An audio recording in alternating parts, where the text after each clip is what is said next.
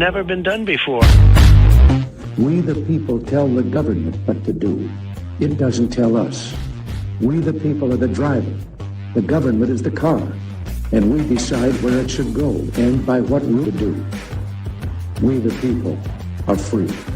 And I hope we have once again reminded people that man is not free unless government is limited.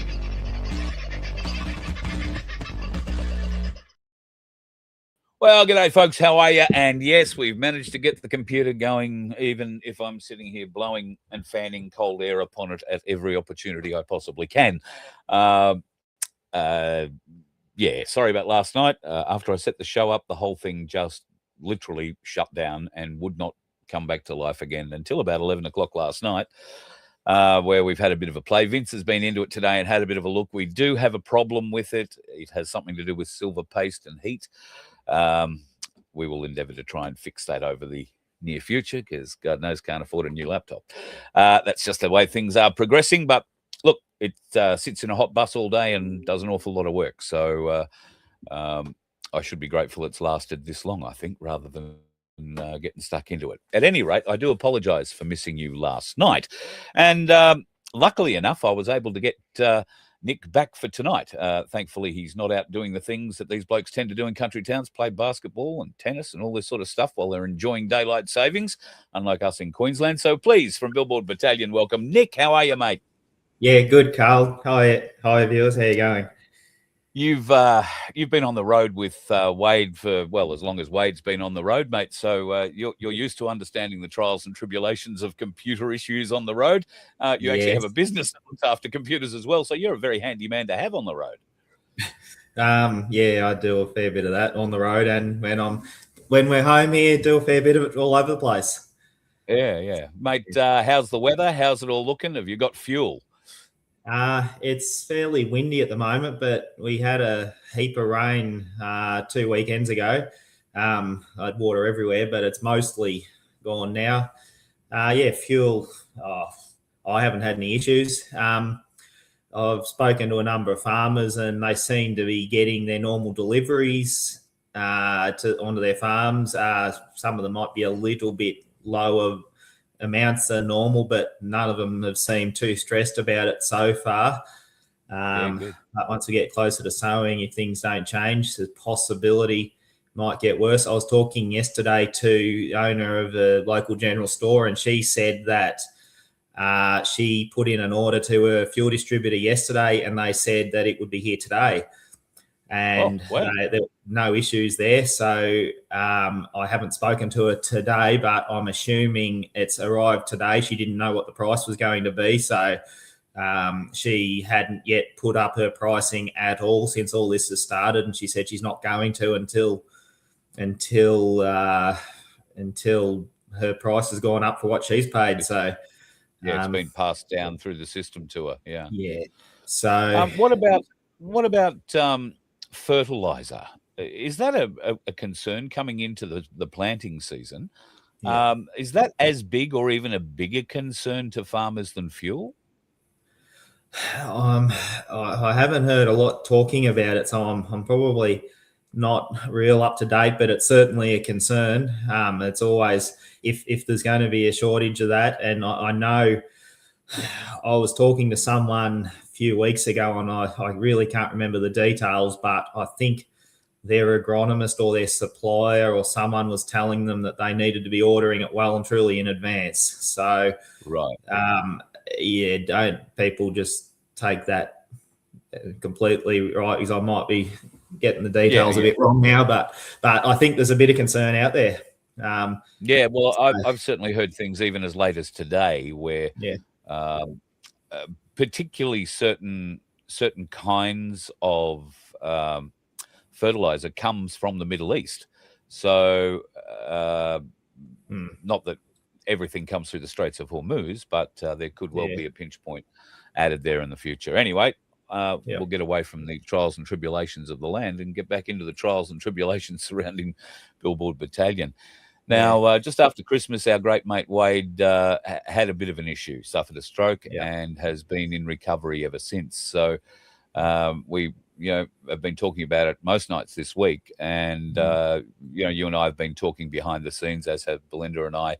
And we thought it best to get one of you guys on for a bit of a chat to just try and bring us up to date with a clear picture, if you like, without, divulging too many personal details away.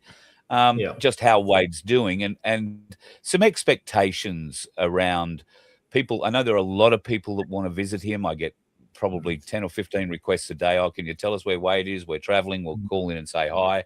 And I'm knocking them back. So do you just want to explain why that sort of thing's happening at the moment? Yeah, so Wade needs rest. He's getting worked very hard with all the rehab. So when he's not doing that, he needs a lot of time to rest and to get some sleep. So at this stage, we can't really be letting visitors in but all that much. We have to keep that fairly limited. So we've got that and other reasons why we're just wanting to keep the location of what hospital he's in to ourselves at the moment. Sorry. I'm no neurologist, but I would imagine that any kind of extra stimulation for the brain in this form of, or this phase of his recovery is probably not really required. They want to try and keep him as calm as possible or as centered as possible. So he does need some certain sorts of stimulation some of the time, but he also needs a lot of time to rest. So yeah, you're basically right there. Right. Yeah. Well, he celebrated his birthday recently. He had a big smile on his face, and there were a few good friends gathered around, including you. So I think when people saw that, they thought, oh, he's really on the way to recovery. But there is a way to go, isn't there? Oh, yeah. Look, he's going well, but it's going to take a while. So unfortunately, it's just something people are just going to have to wait for. Unfortunately, we're all I think he should make a fairly good recovery, but it's going to take a while. So I'm not sure how long it's going to be. It could be a few months, or it could be quite a bit longer than that. We'll just see. But yeah, we're quite happy with how he's going at this stage. We did have some issues earlier on with things that were going on in the hospital, but he's now in the rehab ward, and they've just been terrific in there. The nurses, the therapists, the OTs, all the other people he's seeing, they're all lovely. They're getting on great with him. He gives them a fair bit of stick, and they give him a lot back. They give as good as they get from him. So there's a lot of laughing and joking and stuff going on. I think he's pretty popular in there. Really, there was one time a few weeks ago where they actually, because his rehab's only on weekdays, and they asked him to take part in a thing where they were training some of the new, I can't remember the details exactly, but some of the therapists or whatever, they asked him to be part of that. So he got an extra day of rehab out of that. So, the hospital is doing a pretty good job. We're fairly happy with everything there. So we did have some issues. We should explain. I may have overstated things a little bit in my exuberance the other night when I started rallying and trying to get neurologists and all that kind of thing. You and I have had a conversation since then where had I railed and we'd moved him to Melbourne, it might have been exactly the wrong thing to do. Because according, to the conversation you and I have had there, he actually has a better chance of seeing a more senior neurologist where he is. Well, not in person, but it's hard to know exactly. But I believe he's seeing a fairly senior neurologist by video conference, whereas not sure what would happen down in Melbourne. Listening to different people, you get different stories. So it's really hard to know what you would end up with in regards to all sorts of things if he was moved down there. So there seems to be pros and cons to both. Wade's family is all around that area. That's right. So there's all different things to weigh up, but I think at this stage the bureaucracy has made it clear that that's not going to happen.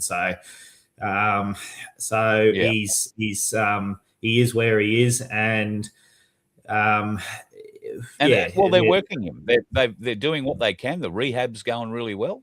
And you're saying yeah. So, he's actually gaining benefit from the rehab. You were saying? oh, absolutely. Yeah, he's massively better than what he was. He's still got quite a bit to go, but they're working him hard for several hours, 5 days a week. They got all different people, all the different what they call allied health professionals coming in and doing all their different things with him. So yeah, they're doing a good job. Excellent. Yeah. Well, that's all we can ask for, that he's being looked after, cared for. Some people I know, I've had a lot of people ring and let me know that they've sent some donations in to you. We were talking, while it's all well and good that, Wade can get a good feed from anywhere he likes these days now, there might be call for these funds that have been donated, to be used in a different way down the track if he needs some sort of, I don't know, monitoring or something at home when they eventually get him home. Yeah, so look, we have been the food at the hospital is I would say pretty good. They fed me once or twice there, and I couldn't complain about the quality of the food. The nurses just brought in extra plates for us, so that was nice. Wade's often said the food's good. We've spoken to other people in the hospital, other patients, and they seem quite complimentary about that. There's some concerns about nutritional requirements, and we have been getting him some extra food, just really good quality food to meet certain nutritional requirements that we're not quite sure about whether the hospital food is necessarily ideal for. But we've been doing that, and I think in terms of all sorts of things, when he gets back home, we're not sure what's going to be needed yet. So yeah, exactly. Yeah. Does that sort of answer your question? Yeah, absolutely. Yeah. So moving away from Wade, something that you guys have been, I mean, I know you're focused on issues right around the country, as we all are, but the ones close to home with you guys at the moment are V&I West and the imposition of these transmission lines on people's properties. The Victorian government has made it very obvious that they don't really care what the owners of these properties believe, and they've now rammed through legislation that allows the electricity companies to compulsorily purchase whatever land and access they require. I'm not sure that you've even had much time to speak to farmers in the areas affected, but do you have any idea how that's been received? Yeah, so just to give slight more detail to that, what I understand has happened is I think they already had the ability to compulsory acquire land under certain circumstances, but what they've done now, this new legislation, it gives them the authority to acquire land before the environmental effects statement has been finalised. So I understand that's basically what's changed, and I'm not as across it as what I normally would be, just with everything else we've had going on. But I believe that's what's been changed.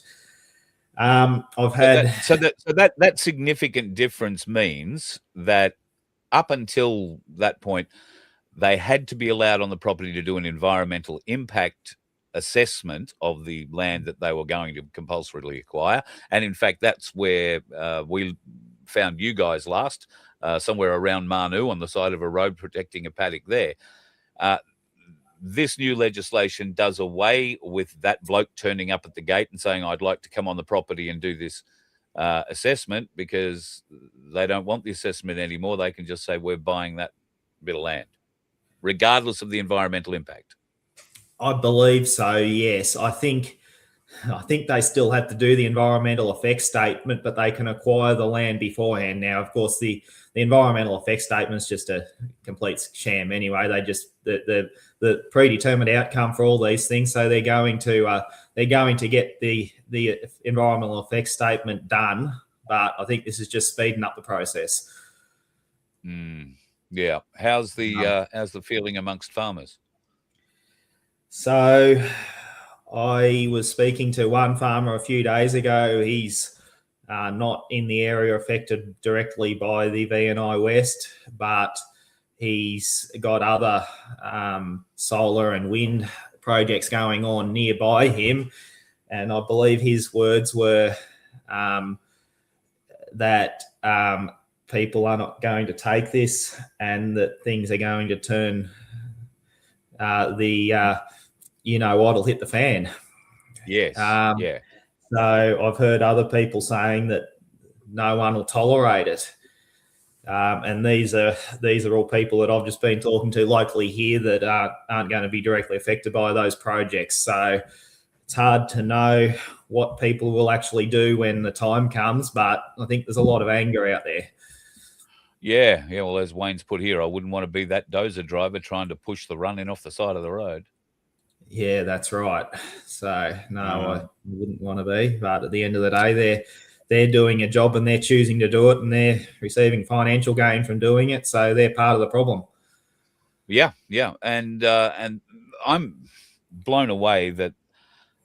Well, it doesn't really surprise me. I suppose the Victorian Labor government, they seem to have no regard whatsoever. The properties that they're impinging on aren't properties that have just been owned by somebody for the last couple of years.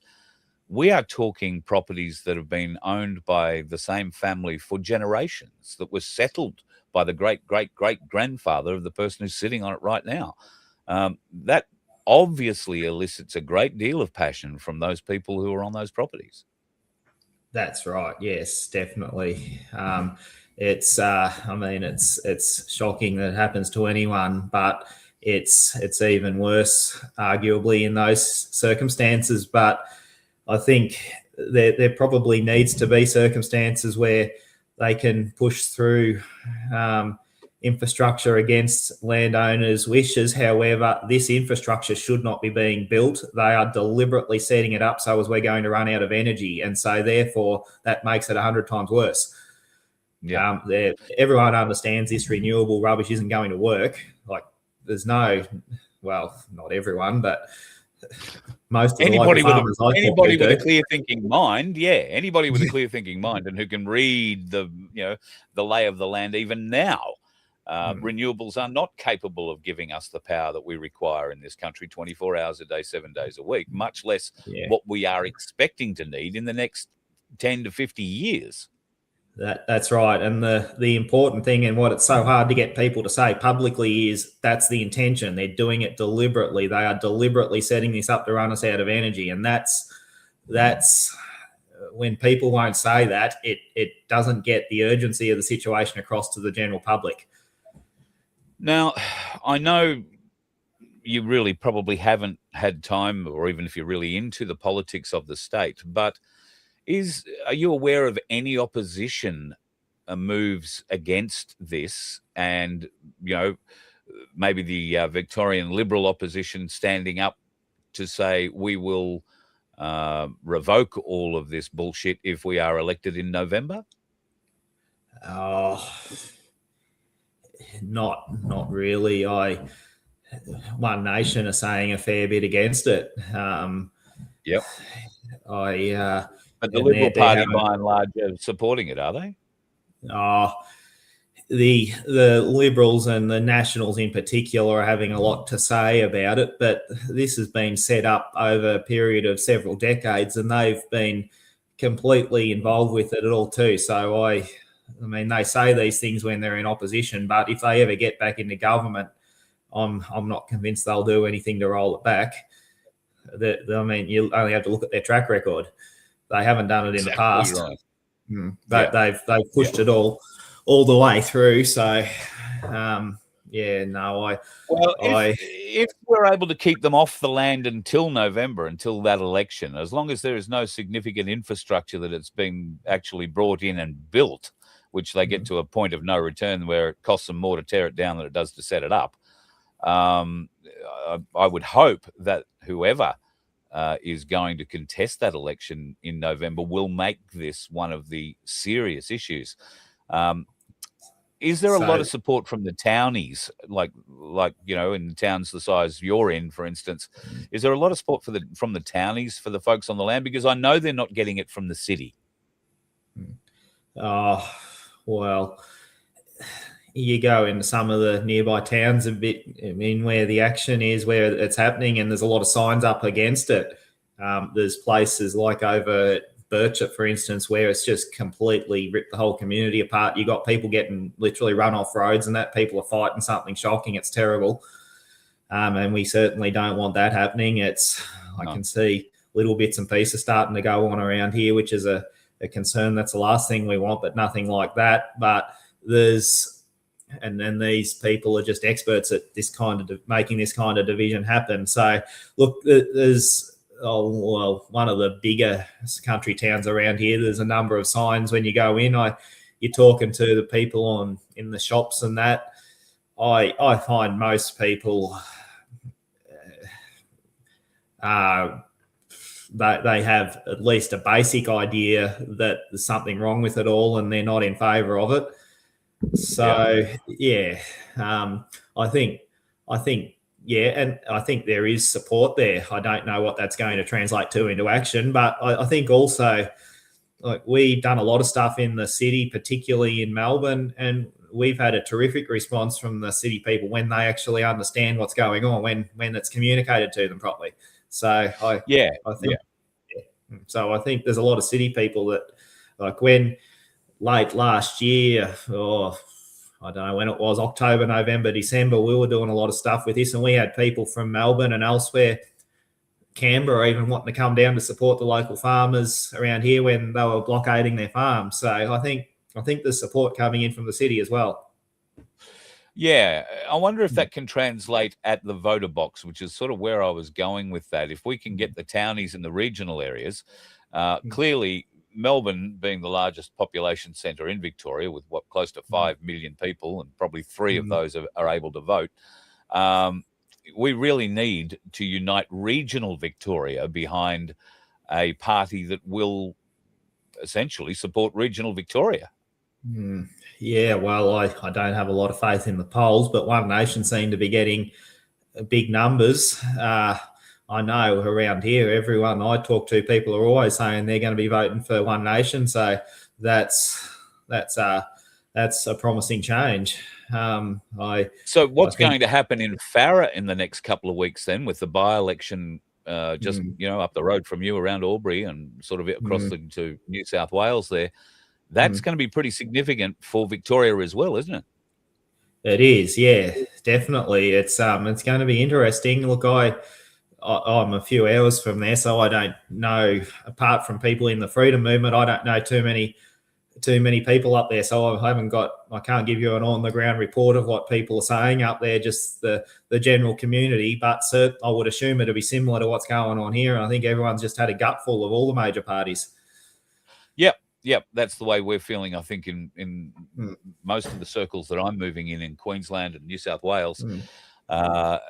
It's almost at a point where, and I was sitting around a table the other day having a discussion with some people, and somebody that we would ordinarily term pretty unawake proudly stood up and said, we're going to have to vote for One Nation.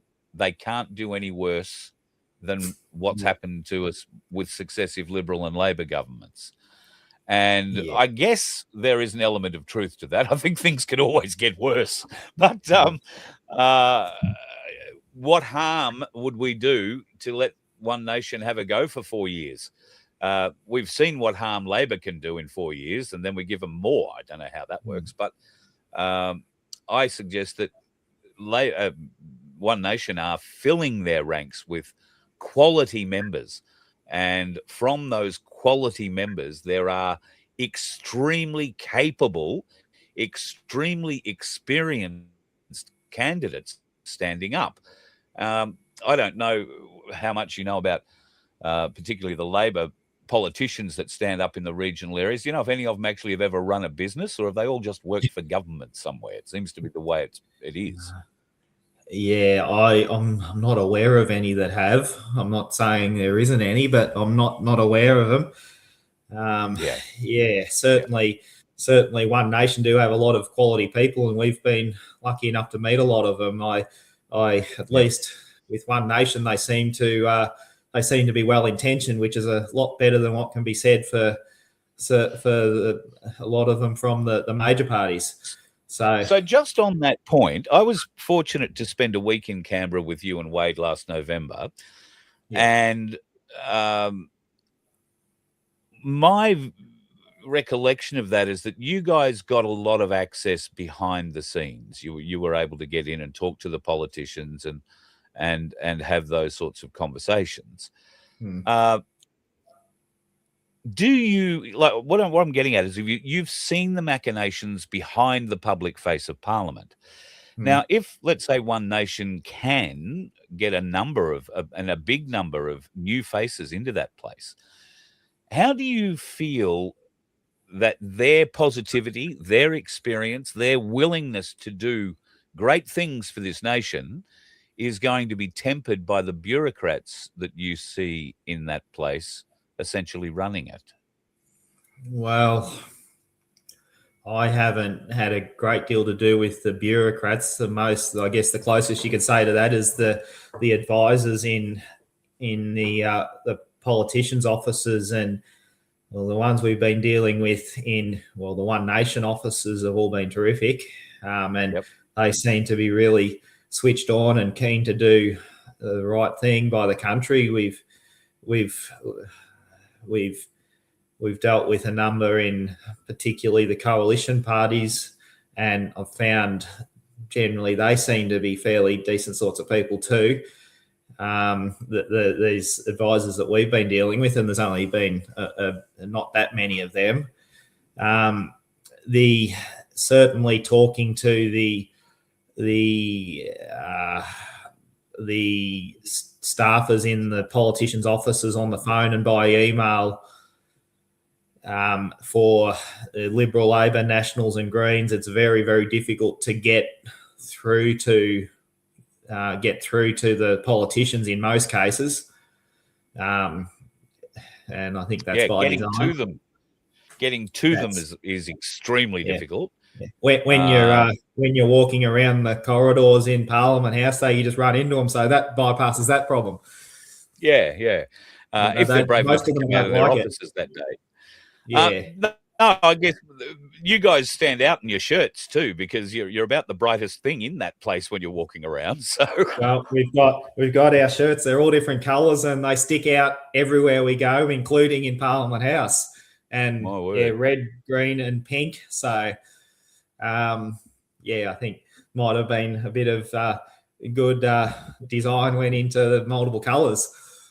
Absolutely. My concern has always been that regardless of the quality and range of great people that we might be able to get elected, be that independently or with a party, I think they're going to be hamstrung by the bureaucracy that actually is the grease in the system. And it's only grease when it wants to be. It's usually sand, something that grinds the system to a halt or at least slows it down. We need people in that place who will resist that, in fact, change that.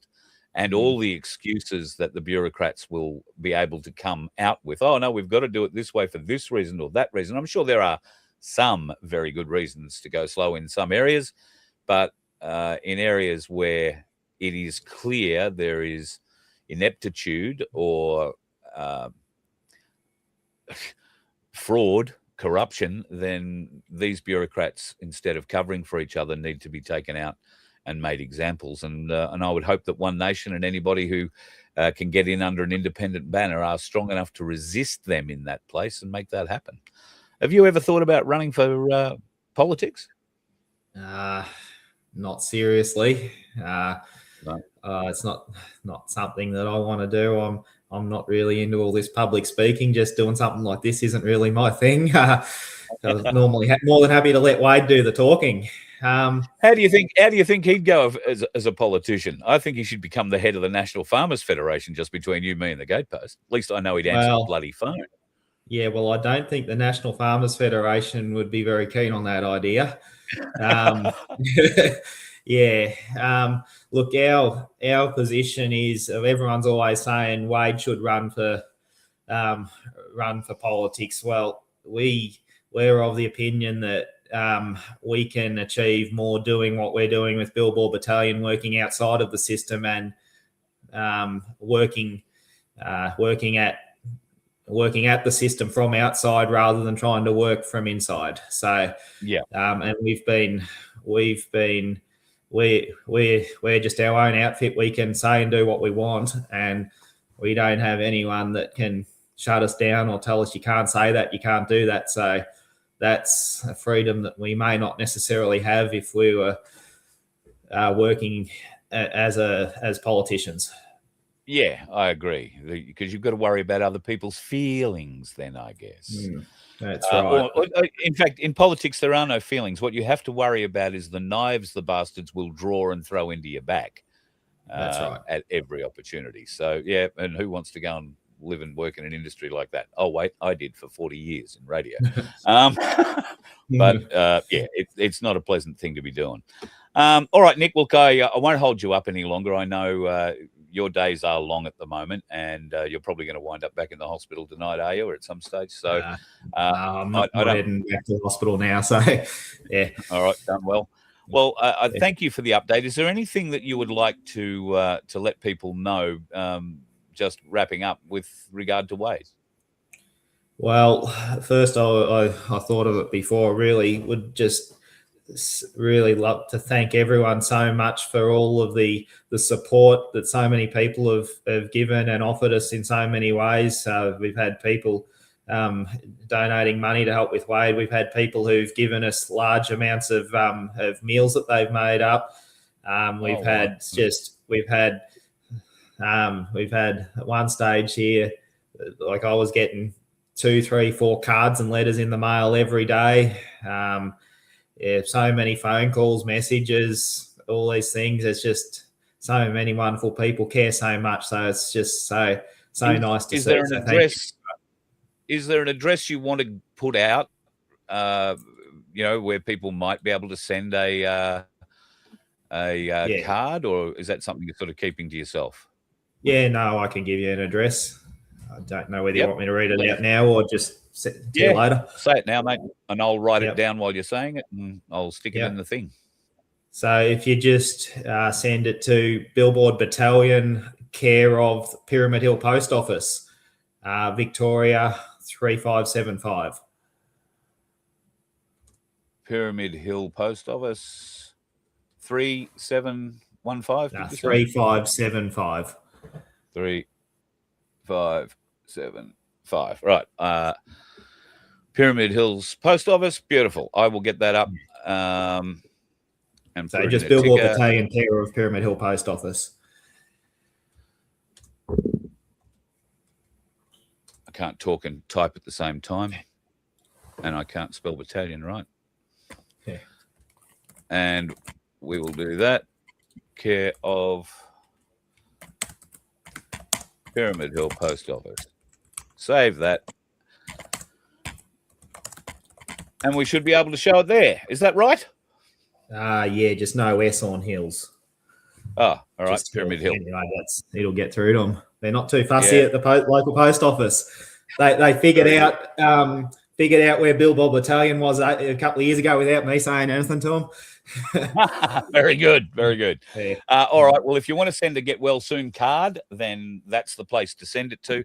And you'll make sure that Wade gets that at the appropriate time. Billboard Battalion, care of Pyramid Hill, not Hills. I'll fix that in a minute. The post office at 3575. I better put post in the post office. Just post office, not you left post not out as well. Office. Yeah, I'm doing good, aren't I? No, you're all good. It's hard while you're busy talking at the same time. Yeah, you'd think after all these years of talking, I'd be able to do two things at the same time, but unfortunately, doesn't work like that, does it? Typical bloke. Unfortunately, don't have that skill or ability. And you'd think God gave me the boobs of a lady, so why couldn't He give me the abilities? I just don't know. I think a lot of the time they don't manage the multiple things at once all that well. I shouldn't have That's the said that. truth. Shouldn't have said that on air, should I? No, duck and weave. Duck and weave.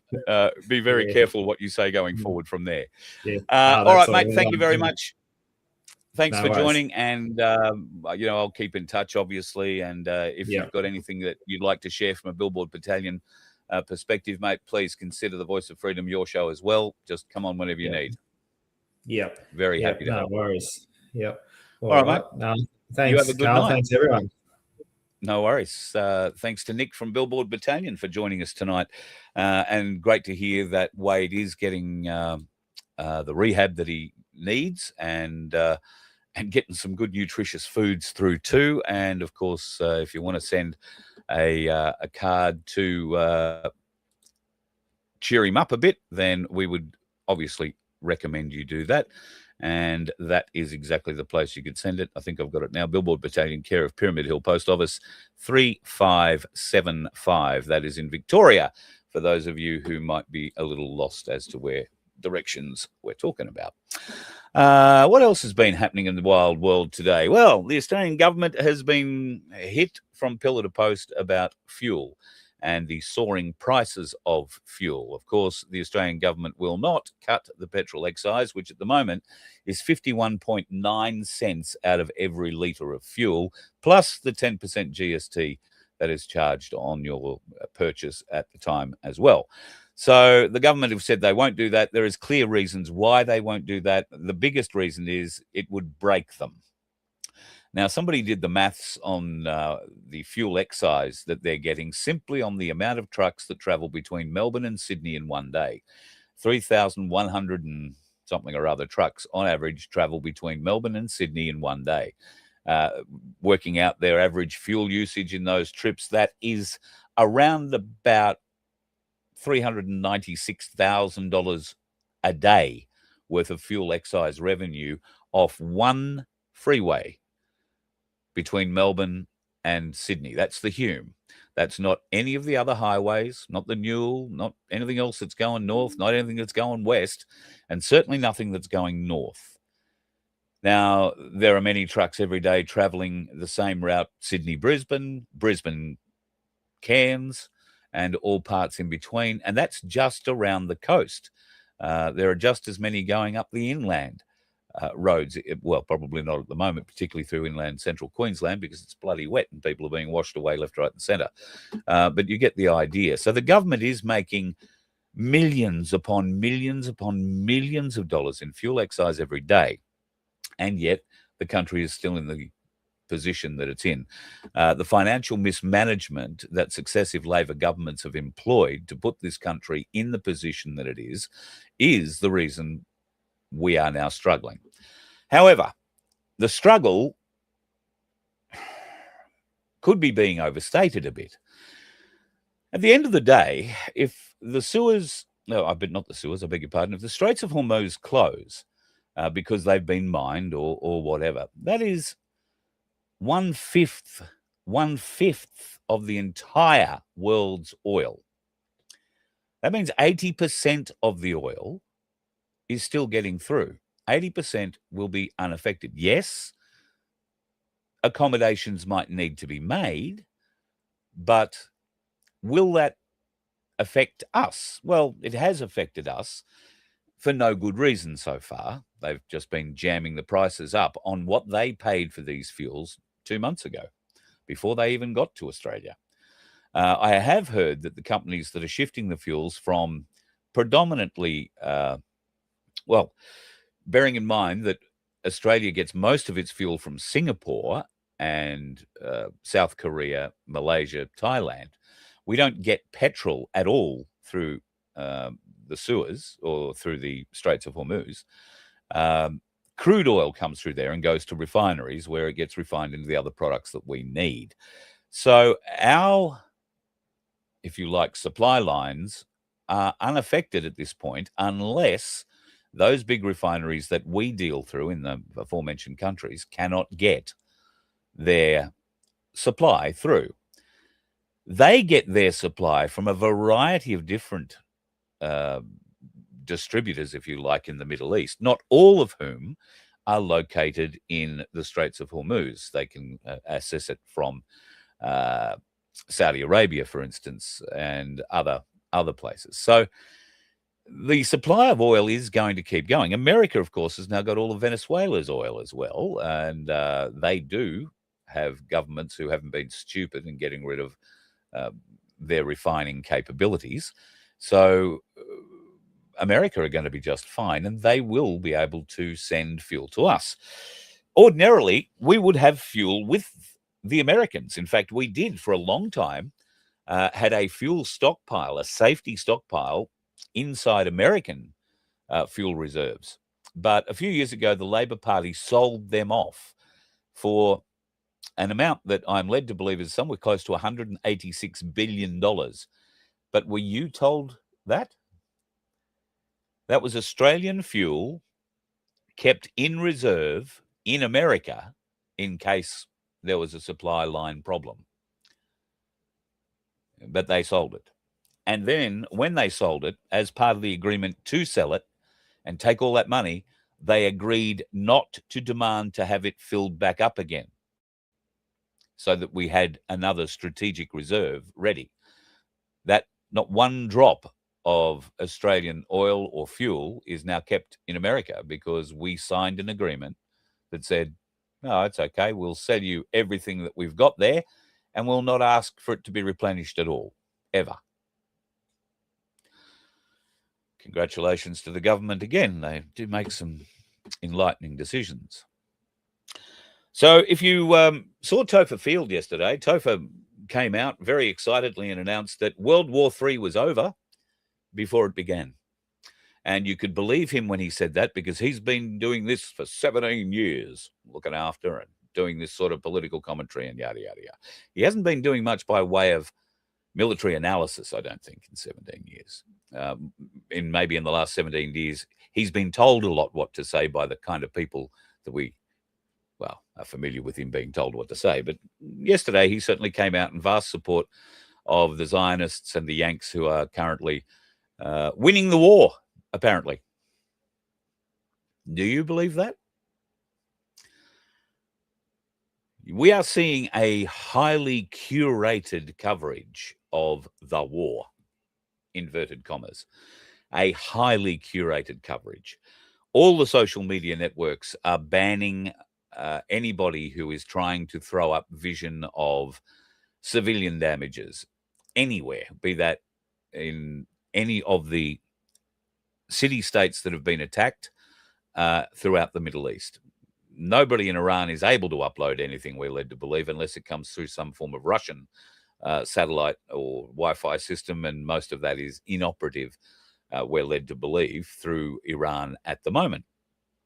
But we're only led to believe that because the Americans or Bibi's Zionist mates have told us that. The idea that Topher was saying yesterday that World War III has been averted, and put off essentially forever is a very short-sighted view, and his analysis of why that would be the case is extremely short-sighted. His understanding clearly came from the Americans and the Zionists saying how good we are and how many things we're killing. But those exact same organizations are not allowing their own losses to come out. One of the big statements yesterday was that there is oil moving through the Straits of Hormuz, albeit, not huge amounts of traffic of ships, but there are ships transiting it. And then last night, that happened.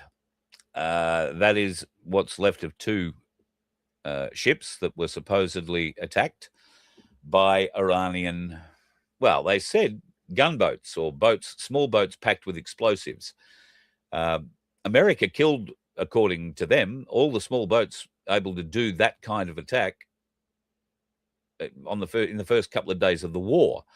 The minesweepers the mine layers that were going to be used by Iran yesterday, day before, to lay mines throughout the Straits. And we're hearing there might be a dozen mines in the Straits of Hormuz. But the 17 mine layers are now at the bottom of the Gulf. They won't be laying anything. Is that all the mine laying capability they have? Who knows? Iran's been building boats and all sorts of stuff for a long time. My bigger concern would be, do America, do Israel, do the United Kingdom, do the French have mine sweeping capabilities anymore? Australia doesn't. I think we got rid of our last mine sweepers about a decade ago.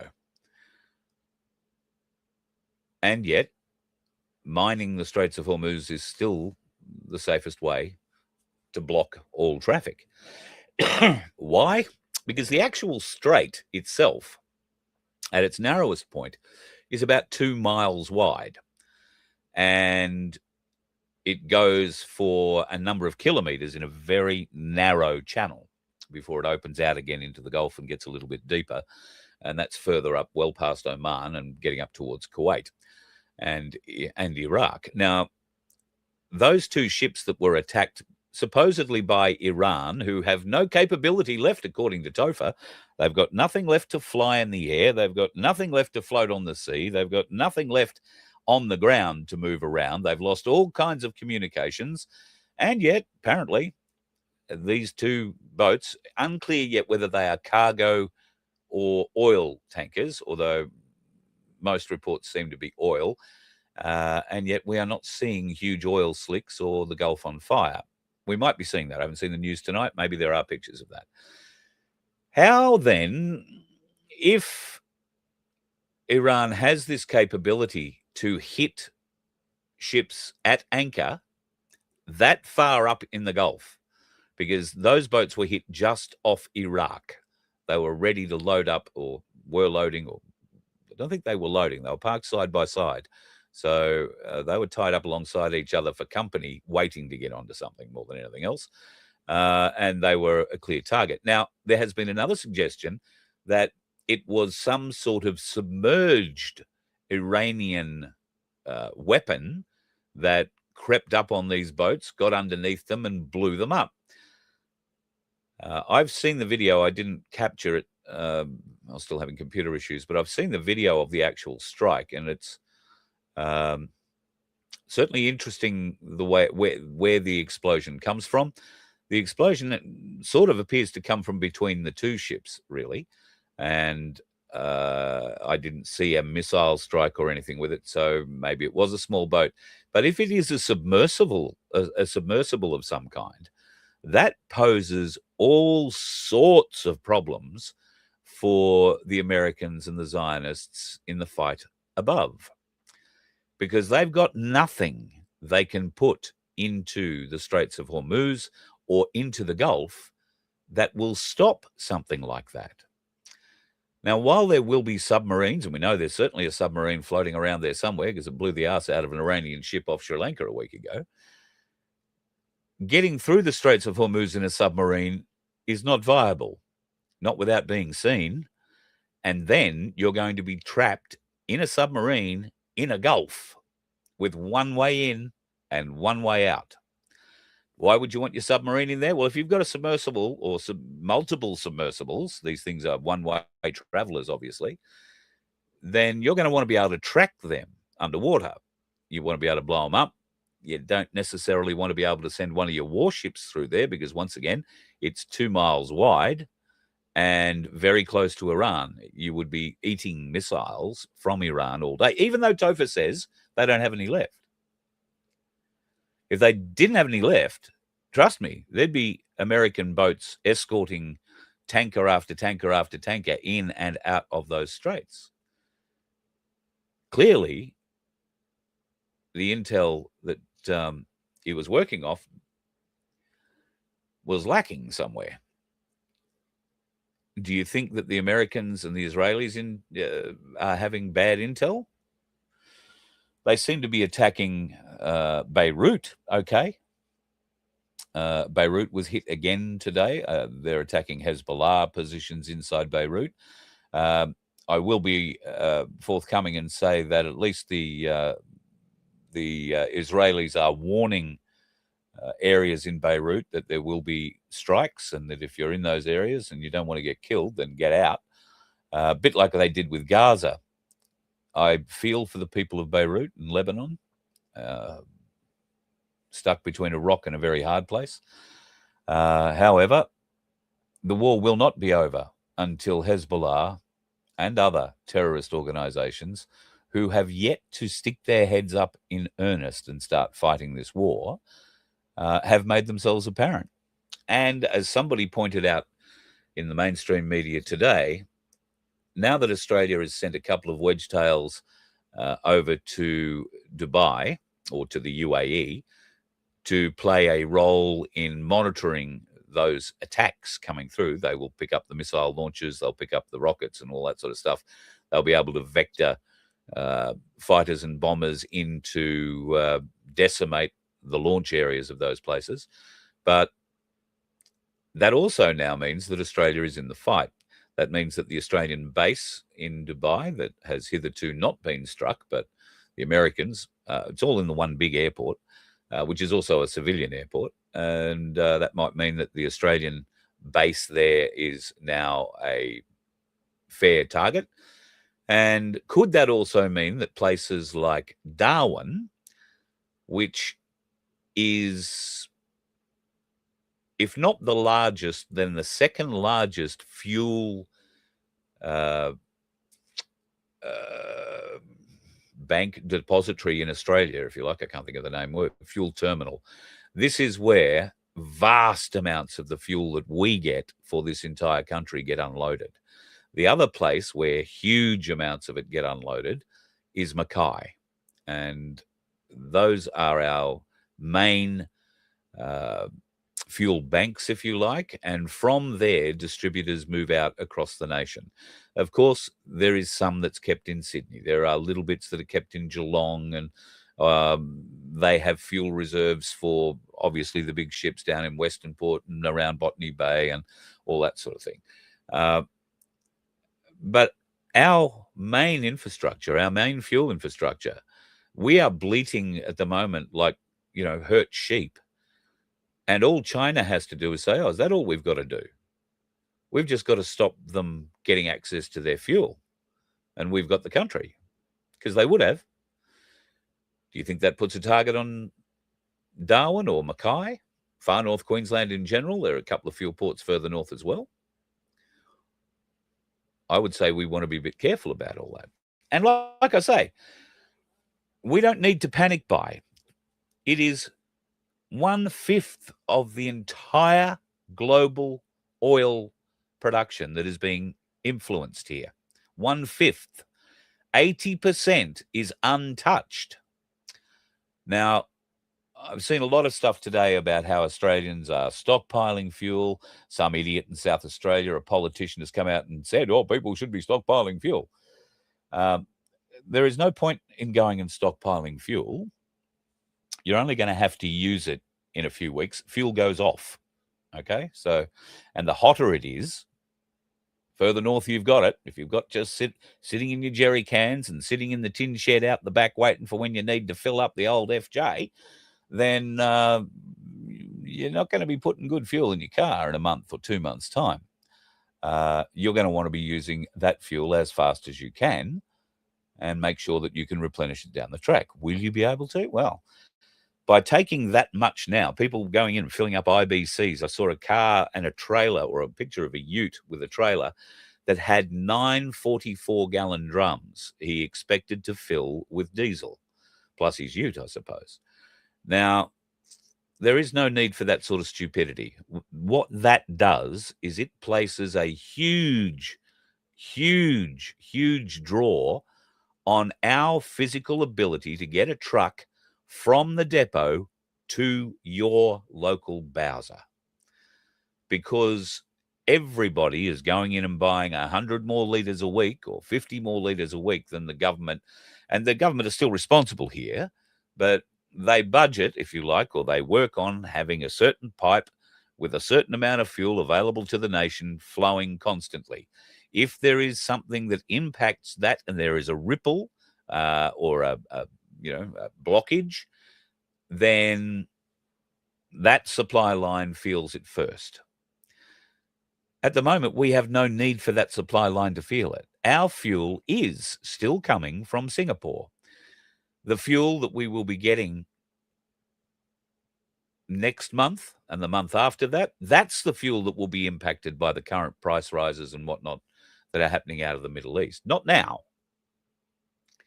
So what did I pay today? I needed diesel today. I went and topped up the tank.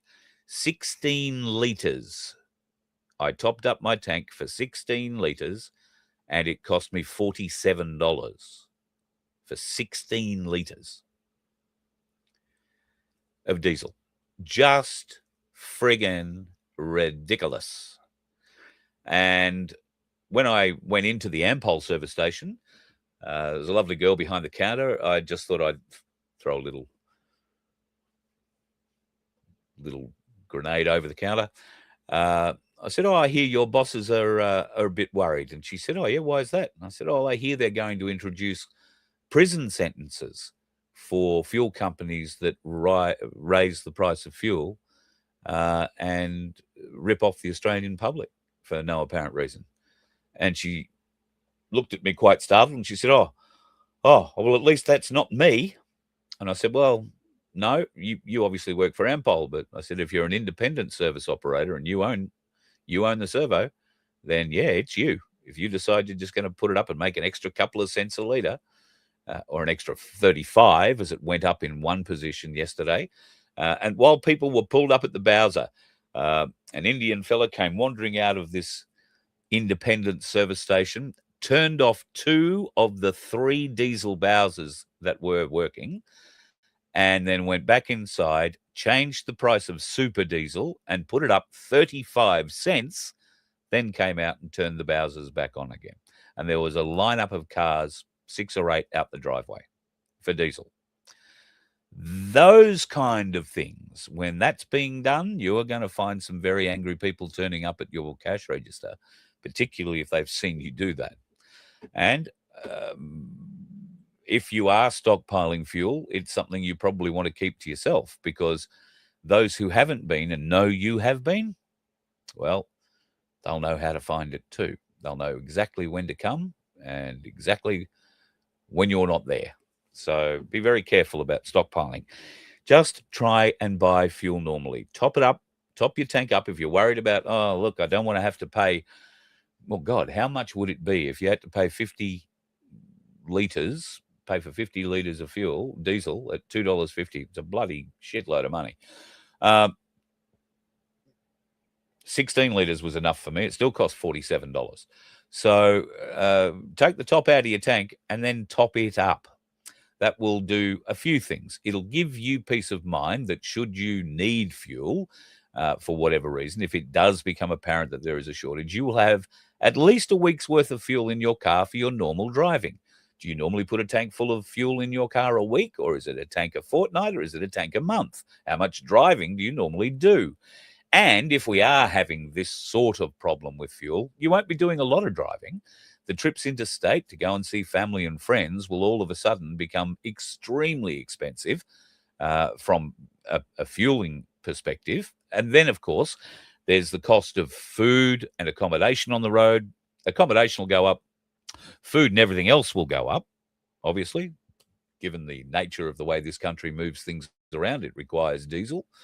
So my advice would be top up a little bit. You know, when you take the top out of your tank, when the needle starts to drop down, go and fill it up then. It won't be as hard on your pocket, and you will still have a week or 2 weeks or 3 weeks of fuel for whatever your normal driving period would be, ready to go. And who knows, in a week, 2 or 3, it might be all different and changed again, because, you know, Topher might come out and say, oh, Iran's won the war, there won't be a World War III.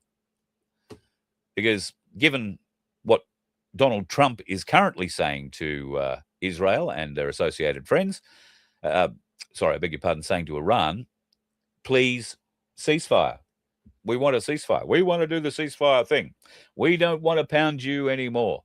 And what are Iran saying? They're not saying that to America as such. They are saying there will be no peace until there is no Israel. That may have been moderated somewhat because the new leader, the son of the old Ayatollah, has been injured and is in hospital, probably waiting for a missile to come through his roof in the very near future and get rid of him because he wasn't a great fan. So there is a president of Iran who has come out with a statement today. His name is Masoud, and he's outlined 3 conditions that he says must be met to end the current hostilities with the United States and Israel. And these are the only 3 things that will mean this can end. The first of those is recognizing Iran's legitimate rights. I imagine that's their sovereign rights, which at the moment are under severe threat. So recognizing Iran's sovereign legitimate rights is number 1 on the list. Then, because they were not the aggressors in this war, despite the propaganda that you will hear, I heard a bit today, where the Americans were being told, oh, Iran was about to launch a huge drone strike on California, would have decimated America. They were going to launch against California. Well, 2 things about that. First of all, it was California. We're all expecting to lose that anyway, aren't we? You know, and given the satanic people who tend to live there, is that a bad thing? No, that's awful. The second thing is, how were they planning on launching the drones? Probably from one of those aircraft carrier type ships that the Americans would have us believe they sank back in the Gulf a few days ago. That's why a lot of the drone attacks have decreased, because that World War II aircraft carrier size ship wasn't capable of launching them anymore because, well, aircraft don't launch very well when they're underwater. Do they have another one of those ships? And if America was so sure that a drone attack was going to be launched from the sea, because there's nothing else off the coast of California, what was going to launch it? Was it the boat that they blew up a week ago? And how was it going to get from where it was a week ago to off the coast of California to start firing its drones? It couldn't have done that. The timelines do not match up. I can't see how they could. So could there be some lies being told by somebody there? Well, there are only lies in war, aren't there? You can't believe the propagandists. You can't believe anything like that. So America, I think, are just about ready to say we've had enough for a variety of reasons. I don't think America has too many more missiles that they can use. I think they have depleted a huge amount of their weapon systems. And while I don't think will go terribly short, we are going to see older weapons come into play, less precise weapons come into play, less precise munitions, meaning more civilian casualties. But at this stage of the game, you don't have to worry about that because nobody's getting hurt. According to the US, there are only 8 deaths. My understanding is that in Bahrain alone, there were over 80 people killed when they took out the radome there. And in Qatar, a similar number were killed or injured. Mostly US staff. There are other indications from Israel that American and Israeli lives have been lost. Civilian lives in Israel certainly being lost. And have you seen downtown Tel Aviv recently? You seen any pictures during the day of what's left of the joint? No, but you did see the last time that social media was allowed to actually film out of Israel, you did see all those ballistic missiles raining down on the place freely, didn't you? Now, okay, hopefully a lot of those places were military bases and not civilian, but they did manage to kill a great deal of the Mossad leadership in one building in downtown Tel Aviv. They probably have targeted a number of buildings in downtown Tel Aviv because of their government and Zionist involvement. And there are civilians who've been caught in that. But are you hearing about it? No. Is Avi over there? No. Avi's here interviewing Iranians saying, oh, how bad life is in Iran. But he's not over there bringing factual reports back to Australians who might be concerned about friends and family in there. Are you going to tell me that he couldn't get to Israel if he wanted to? Sure he could. He's just going to ask you to pay for it. But he'd get there, and it's his opportunity to pick up the gun and go shooting again, except it's not really, is it? Because this time, the guys on the ground are not really close enough to go shooting the guys on the ground in Iran. They're going to need to get on a plane, jump out of it, parachute, get on the ground. It's a lot more dangerous, that kind of thing. Avi's been called up. They all have. Haven't seen him go back for it yet. Don't know what that says about him. Whether he's very smart or scared. Not quite sure. This is something we should all be watching closely over the next little while. OpenAI has ostensibly for a while been touted as the friend to the people with regards to the AI revolution. This one is more caring about the humans, if you like, supposedly. It doesn't seem to be that case anymore. The Pentagon has decided that they want to use it for mass surveillance of Americans, it says. But that's bullshit. The Americans can't keep their mass surveillance to themselves. Their mass surveillance means we're going to keep an eye on everybody. But they also wanted to include a certain option called lethal autonomy without human authorization. That would be giving AI the ability to kill humans based on what it thinks is going on. Terminator anyone? Anyone at all? If you're a sci-fi reader, if you have ever read Asimov, one of the greatest robot writers of his time. I think he started writing books in the 50s. Isaac Asimov, I want to say his name was. He is the father of robotics, if you like, or the thought of robotics. He's the man who came up with the principles of robotics and the laws where, robots can't hurt humans and can only work for humans. And, or so they can't do us any harm. It goes against their, prime directive? Well, seems that AI now is going to be used with lethal autonomy without human authorization. And it'll also have a go at you for your social credit score if you are not doing the right thing. And I know I'm running over time here tonight, but this is something I wanted to show you last night. The United States have a patent. They put it up in 2023. A wonderful patent. It is a self-repossessing car. You like that? In an example method, a first computer sends to a second computer a message pertaining to a notice of delinquency of a vehicle-related payment. That doesn't necessarily mean that your car payment's late. It might mean that your entertainment system payment is late, or your battery rental, or whatever it is that they deem into the future they're going to be able to charge you for and charge you through your vehicle for.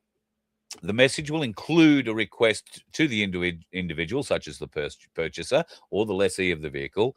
And when that is acknowledged, nothing will happen. You'll pay your bill, I suppose, and you'll move on. But if you don't, the first computer may be associated with a finance company, a bank or a lender, and the second computer might be located in the vehicle or in your smartphone, definitely in your smartphone, because your car will be running through an app, right?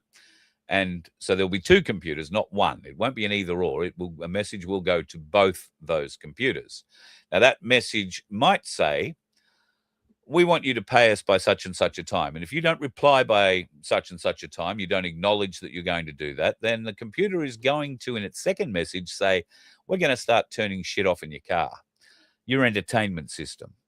We're going to keep the windows up. We're going to lock the car down completely so you can't even start it. And then if you don't pay, they will have the ability to send it a command to start and drive itself back to the repo company's headquarters or to a car park somewhere where a truck's there to pick it up and take it away. It doesn't need your input at all. The patent, which you saw the number at the top of the screen there, I urge you to go and have a look at this and read further about it. There are a number of drawings, but this gives you an idea of how this will work. So if you were a medically dependent type person, let's say, I don't know, you're a diabetic or you've got a heart problem and you need to get to hospital. Your car is the only one available and your son or daughter is there to drive you. But because you've been off your feet for a few weeks and you've missed a car payment, they have turned off your car. You can't get it. Well, your son, daughter, or you might be able to, through the app, convince them that you need the car because it's a medical emergency.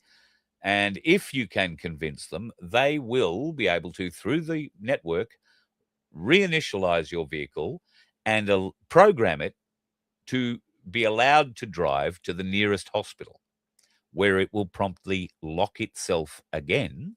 Or if you are behind in your payments, I have no doubt will drop you at the emergency door and drive itself off to be repossessed. Now, because these documents are long and weird, the figures are on their sides here, but there are a number of things I urge you to go and have a bit of a look at here. They go through system methods and all that. Typically, the owner is uncooperative at the time where this thing might happen. They might try and attempt to impede repossession. In some cases, this can lead to confrontation. So they're going to take away any chance of confrontation. You're going to park your car out the front of your house because these days you won't be able to afford a house with a garage. And this will be the only saving grace. If you've got one of these late model vehicles and you park it outside in your driveway, you don't own that vehicle. You're just waiting for somebody. And you might have paid for it, right? Bear in mind, this software doesn't disappear if you've paid the car out and you own it. Well, do you own anything? But that software is still there. And what happens if someone hacks in to the bank, to the repo companies, to the whatever? Oh, all of a sudden, thieves won't be turning up and banging on your door or sneaking into your house to steal your car keys. They'll be just tapping into their local computer network and telling the car where to drive itself to so they can pick it up and flog it. All I can say, folks, is there are a couple of really good car auction sites. I would be Big Barry Hall, ex-AFL footballer. He's offering you the chance at the moment to win an HQ Monaro. No computers, big motor, lots of fuel. Love it.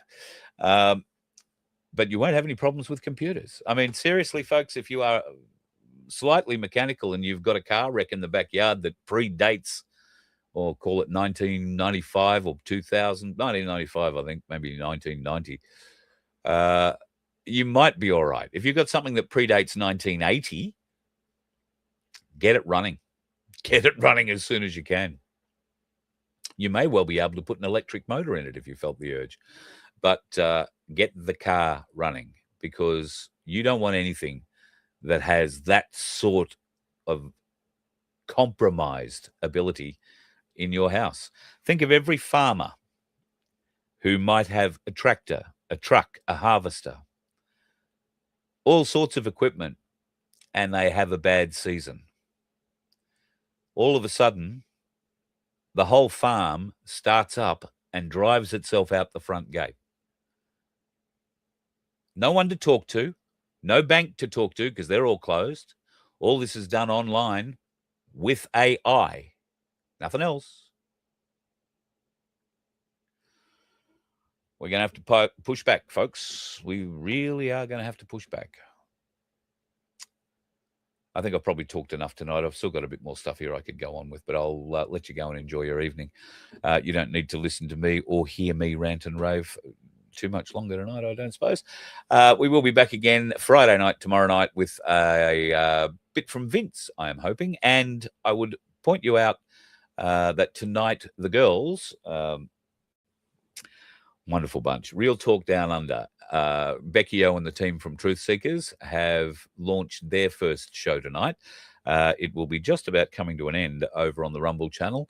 If you want to sneak over and have a look at the ladies' first show, you can check it out at fbnmedia.online or the FBN Rumble site, I'm pretty sure, or YouTube site, FBN Media on YouTube.